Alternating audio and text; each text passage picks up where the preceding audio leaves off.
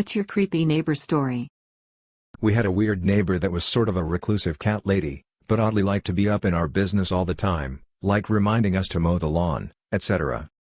One afternoon she came up to us and said that she found our cat outside last night, Gray Tabby, and tried to catch it, but it scratched her and ran away and now she's mad. She was covered in long scratches. We were like, we're pretty sure you tried to pick up a raccoon. Mine is ongoing. We have relatively new, 3 to 4 years, neighbors who live behind us. I've never met the wife or even seen her. The husband is late 50s early 60s and looks creepy as shit. Thin long white hair, about 30 pounds overweight and always wears a retro Bulls jacket and slacks. Every single morning I go to work, he's walking his dog. Every day I get home he's doing the same. He oftentimes walks right along the property line between our houses and stares into our bay window. One day me and my brother and his 2 little kids were sitting on the front porch getting ready to walk to the park to play basketball when he walked up and started talking to them, asking weird questions and generally giving off creep-ass vibes. Me and my brother asked him a few times what his dog's name was and he seemed caught off guard and never answered us, always dodged the question and kept talking to my niece and nephew. He looks like a textbook serial killer. My mom lays in the backyard all the time in the summer tanning wearing a bikini and she has caught him staring at her before through a gap in the bushes that separate our properties on the eastern side. Our workout room has a door to that backyard and I commonly hit my bowl a few times right outside the door, and one night I went out for a few hits and heard creepy ass whistling. It was especially creepy BC it was raining, virtually no visibility and it was so close. So fucking sketchy. I slammed the door and locked it and checked the doors after that. I'd if he's just a weird old man or if he's actually not mentally there, but the dude is so weird. Oh, and I just remembered another thing. When I'm driving past when he's walking his dog he stares at me until I'm out of view. The entire time, every single time. I know this BC. I check my mirrors to see if he's still staring and yup. WTF dude? I bought my house as a foreclosure through HUD almost 20 years ago. When I moved in, the guy across the street came over to introduce himself. He seemed okay at first, but after a few times talking with him, he stated that he and another neighbor had mowed my house's yard before I bought it. He hinted around that I should pay him back with sex for keeping the yard mowed. I told him that if he needed payment, he could contact HUD. After that encounter, I made sure to figure out if he was at home before I mowed the front yard and refused to even walk down to check my mailbox if I saw him outside. I would only spend time outside in my backyard. I was really happy when he moved out a year later. Now if I could just get rid of the asshole who lives in the house next to mine, I'd be good. Not sure if this qualifies, but little background here, we live in a nice, new, oldest house is like 10 years old, solidly middle-class Midwest US boring neighborhood. Of the 150-plus homes here, everyone's nice to each other, except one family, naturally, my neighbors. I could go on and on with years' worth of bad neighbor stories, like stealing our electricity or mowing the lawn at 1 a.m., or their kids smashing in our mailbox right in front of me, but this is a creepy thread, so. When they were finally evicted, these crackheads, who had been without basic utilities for months in the summer, left behind the most awful scene I thought I'd ever see.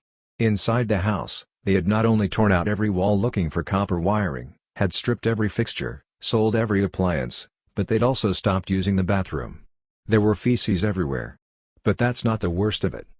One of the police officers and I were friendly with each other, and since we'd called the cops about a dozen times against these people, he let me take a look inside. The stench was nearly overpowering. You see, in the hallways, in closets, in the basement were the corpses of countless small animals.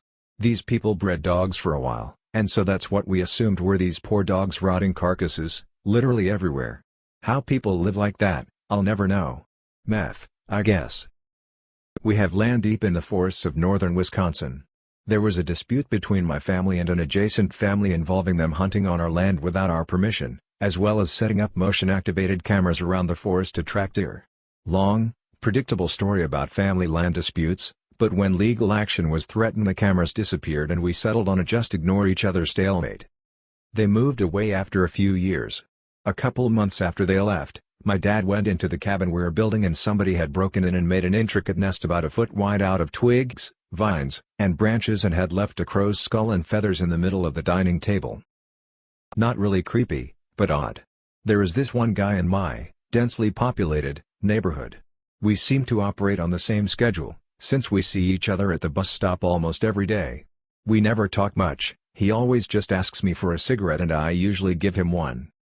The problem is that I don't have a sensible schedule, my classes are at a different time every day and get rescheduled more often than not, and I make my own work hours so I just come in whenever. Last time I saw him couple of hours ago. I'm walking home, middle of the night, and some guy jumps me from the back saying, "Do you have a cigarette?" I turn around and it's the same guy, just strolling around the neighborhood at 2:30 a.m. looking for somebody to lend him a smoke.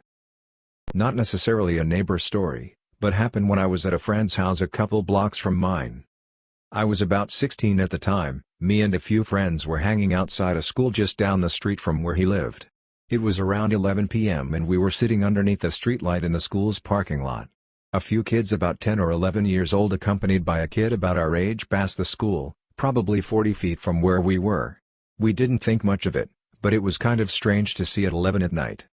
We just went back to what we were doing.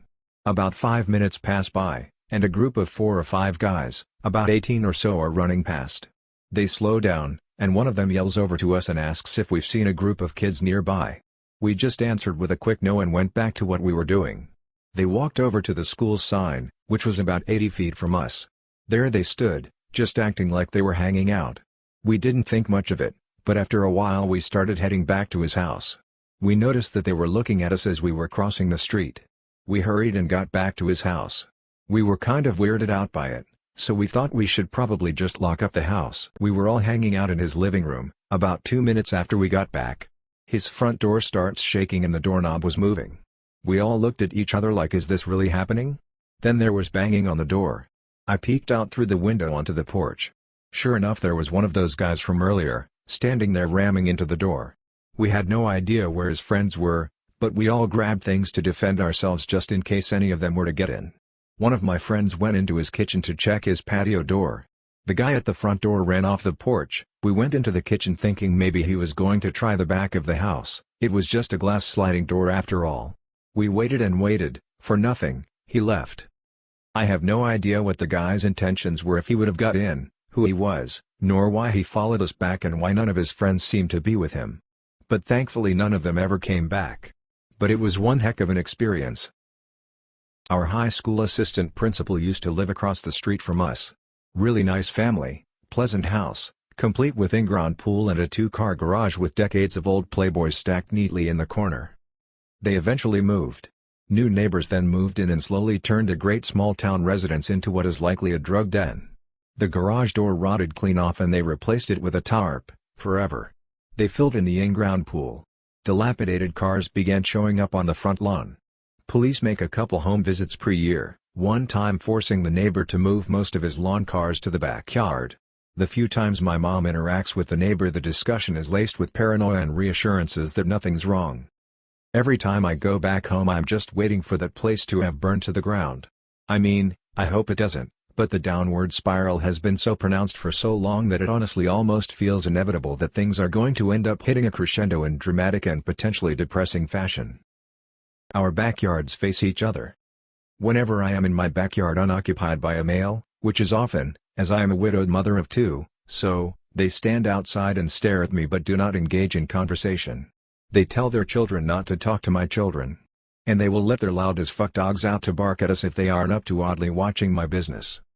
I mowed my lawn once, which is just slightly larger than average so it takes time, and the father stood with his arms crossed the entire duration. Just watching. Apparently had a pleasant exchange with my stepfather once but never spoken a word to me otherwise. Oddest thing is their yard is pristine / they dress very well / seem active and well-rounded, but they just refuse to engage with me in any way. I had a feeling in the first week when I moved in, they were watching me as I hadn't gotten curtains set up. I'd noticed them looking out but brushed it off until the behavior escalated. Their floodlight will be triggered at night if I walk too closely to my back sliding door. I once tried to politely ask they adjust it because it shines often into my son's bedroom. They ignored me, OFC. As in. Stared. Said nothing. Didn't react. Another person in my neighborhood told me they had planned on the father's college best friend purchasing the house I live in, and I outbid them. This is the only explanation I can come up with for this behavior, but I honestly have no idea and nothing I can do about it. I almost am never in my backyard at this point. Okay. So there used to be this creepy guy who lived above us in our apartment building. He built robots and claimed he was a genius. He left the robots, essentially cameras on wheels, on the landing of the staircase pointed towards the opposite entrance door. Also left them outside our window, and a couple times I saw a flash. I thought it was lightning, but no, robots taking pictures. Complained to management, they can't do anything BC, it's his hobby and they can't tell him he's not allowed to do his hobby. He was always going on about how he was charged more BC he's black, when really has charged more BC his apartment has a balcony. He was very paranoid and had a bunch of wild conspiracy theories about the way our complex was run. Oh yeah, and has a pedophile and a rapist. The woman across the hall from us told us how he touched her young daughter inappropriately and tried to pick her up while holding her butt. She's like 9 years old. He saw the woman drop her keys outside, cameras, went and grabbed them, and then held on to them for a couple days so that he could offer to help her out by giving her rides. Then got her mother to let him into her apartment, stuck the keys under a chair and left. He also tried to force himself into her apartment a couple times and onto her. He would always ask about which bedroom was hers, robots, cameras. He kept a camera running in his vehicle at all times, how he saw her drop her keys. He also told my boyfriend and I that he had this camera pointed at the building so he could see whoever came in the building. We had a guy break into our laundry room and get all the money from the machines. He used this as an excuse to have the camera. It would always be pointed to one of two specific windows of our building, if not at the door, and neither was his window. Told management, they can't tell him what he can have in his car, and also he said he wasn't recording, a lie, so Therese nothing they can do. Oh yeah, his girlfriend has a teen daughter who will not be around him.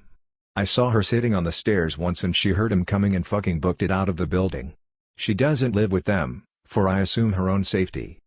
It all came to a head when we had to get sprayed for bugs.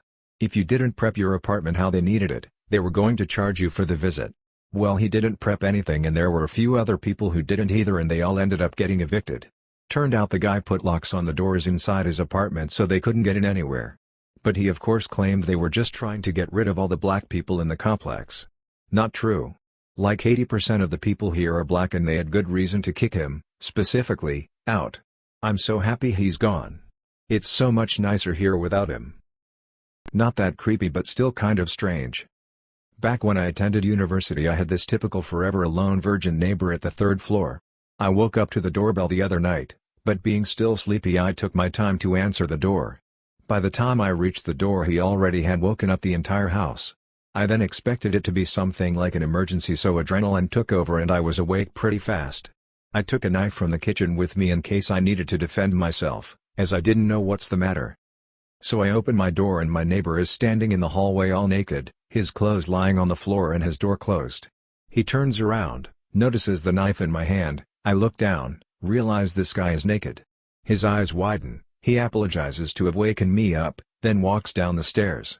I half-heartedly ask if he is in need of help but he doesn't answer. Meanwhile some guy called emergency, so I go back to bed. After this night I didn't see him again, ever.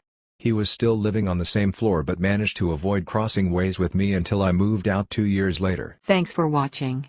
Please do like, share, comment and subscribe for more videos.